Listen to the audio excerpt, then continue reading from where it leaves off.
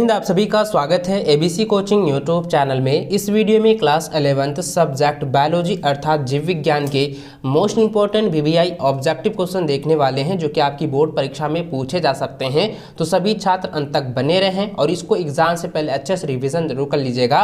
और भी सब्जेक्ट का वीडियो ऑलरेडी अपलोडेड कर दिया गया है, आप प्लेलिस्ट पर जाकर चेकआउट कर लीजिए, नहीं तो वीडियो सेशन में आप लोग का वीडियो होगा, वहाँ से भी आप अपनी तैयारी जो है अच्छे से कर सकते हैं। और बच्चों, वीडियो को लाइक अपने सभी दोस्तों के साथ शेयर करेंगे और चैनल पर पहली बार आए हैं तो आप सभी से रिक्वेस्ट है चैनल को सब्सक्राइब करने के साथ बेल आइकन को प्रेस जरूर कर लेंगे। चलिए बच्चों, क्वेश्चन को चलते हैं। देखिए बच्चों, सबसे पहला प्रश्न दिया गया है कि निम्नलिखित में से कौन एक पादप वृद्धि प्रोत्साहक है। तो दोस्तों, इसका आंसर याद रखना है कि ऑक्सीजन जो है ये एक पादप वृद्धि प्रोत्साहक है। ठीक है। अगला प्रश्न दिया गया है कि यदि पुष्प में स्त्री केसर एवं पुमंग दोनों होते हैं, यानी कि एक ऐसा पुष्प जिसमें कि मादा और नर दोनों लिंग पाए जाते हैं, तो वे कहलाते हैं, तो उसे हम लोग कहते हैं द्विलिंगी। ठीक है। तो ऑप्शन नंबर 20 का आंसर होगा द्विलिंगी। इसको आप लोग नोट कर लीजिए। अगला सवाल दिया गया है कि दिए गए चित्र में किस प्रकार का संवहन बंडल दर्शाया गया है। तो दोस्तों, यह जो है संयुक्त बंध को दर्शाया गया है। इस पिक्चर को आप लोग आराम से ध्यान से देखें। तो यह जो पिक्चर है ना, एग्जाम में पूछे जा सकते हैं, इसको आप लोग नोट कर लीजिएगा और इसको आप लोग याद रखेंगे। यह जो संवहन बंडल है, यह जो है संयुक्त बंध को दर्शाता है। ठीक है। ऑप्शन सी जो है इसका सही आंसर होगा। अगला सवाल दिया गया है कि क्रेजी शारीरिक में होती है। तो क्रेजी शारीरिक में क्या होती है दोस्तों? यह होता है पुलाछद एवं मोनोफिल कोशिका दोनों पाए जाते हैं। ठीक है। कैजिक शारीरिक में पुलाछद एवं मोजोफिल जो है कोशिका दोनों पाई जाती है। ऑप्शन नंबर जो है सी इसका सही आंसर होगा। अगला सवाल दिया गया है कि जेलिडियम से प्राप्त होने वाले उत्पाद का नाम। तो उत्पाद का क्या नाम है? इसका आंसर होगा अगर। ठीक है। ऑप्शन नंबर जो है 20 का सही आंसर होगा। अगला प्रश्न है कि वाष्प उत्सर्जन के नियंत्रण में सर्वाधिक महत्वपूर्ण कारक है। तो इसका आंसर जाएगा दोस्तों प्रकाश। ठीक है। वाष्प उत्सर्जन में सबसे महत्वपूर्ण कारक क्या होता है? प्रकाश होता है, लाइट होता है। ऑप्शन बी इसका सही आंसर होगा। अगला सवाल है कि क्रेब चक्र जो है कहाँ घटित होता है। तो क्रेब चक्र जो है वो माइटोकॉन्ड्रिया में घटित होता है, जिसको हम लोग ऊर्जा का घर भी कहते हैं। ठीक है। इसको आप लोग नोट कर लीजिएगा। ऑप्शन बी इसका सही आंसर होगा। अगला प्रश्न है निम्न में कौन जाइलम का अवयव नहीं है। तो दोस्तों, इसका आंसर होगा सहचर कोशिका जो है यह जाइलम का अवयव नहीं है। ऑप्शन ए इसका सही आंसर होगा। अगला सवाल है कोशिका चक्र के दौरान संश्लेषण होता है। तो कोशिका चक्र के दौरान जो है एस अवस्था में जो है यह संश्लेषण होता है। ठीक है। यानी ये पूछा गया है कोशिका चक्र के दौरान संश्लेषण होता है, यानी कि कोशिका चक्र जो है किस प्रावस्था के दौरान जो है संश्लेषण होता है। तो आपको याद रखना है कि एस प्रावस्था में जो है यह संश्लेषण होता है। ऑप्शन बी इसका सही आंसर होगा। अगला सवाल दिया गया कि पीईपी है। तो पीईपी इसका फुल फॉर्म पूछा गया है। तो दोस्तों, इसका आंसर लगता है फास्फोएनोल पाइरुवेट। ठीक है। ऑप्शन नंबर डी इसका सही आंसर होगा। अगला सवाल है कि शैवाल का द्विगुणितक जीवन चक्र है। तो इसका आंसर आएगा फ्यूकस। ऑप्शन बी इसका सही आंसर होगा।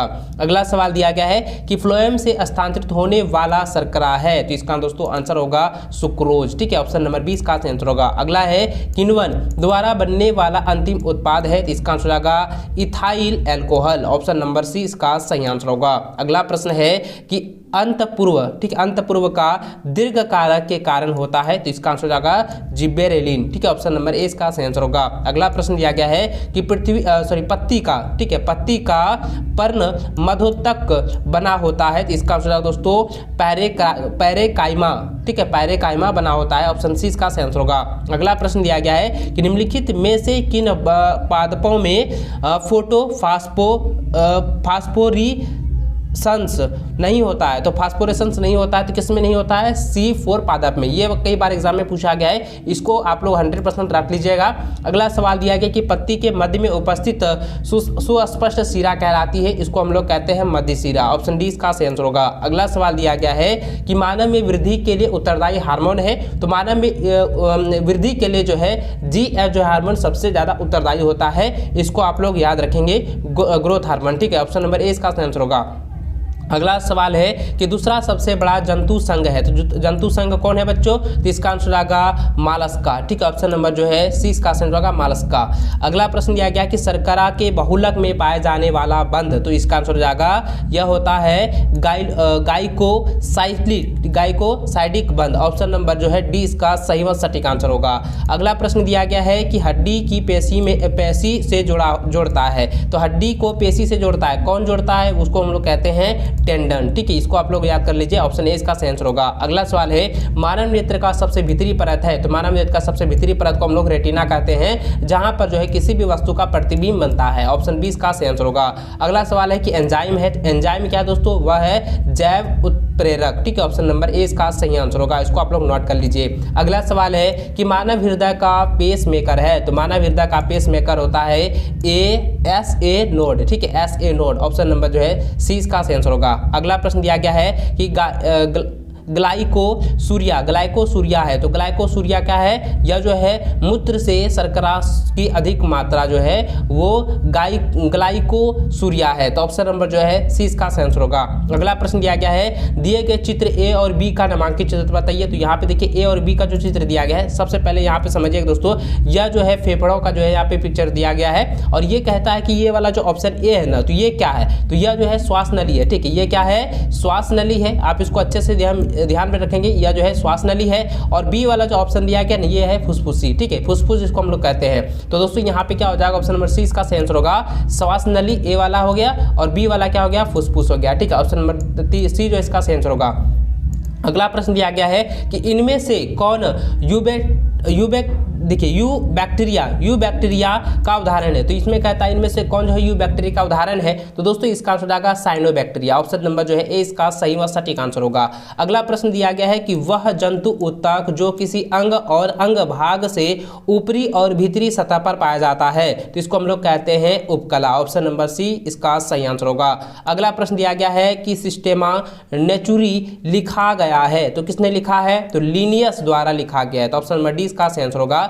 अगला सवाल दिया गया है कि पल्मोनरी सीरा वाहक है, तो पल्मोनरी सीरा क्या है, तो दोस्तों इसका आंसर होगा ऑक्सीकृत रुधिर। ठीक है, ऑप्शन नंबर जो है 20 का सही आंसर होगा।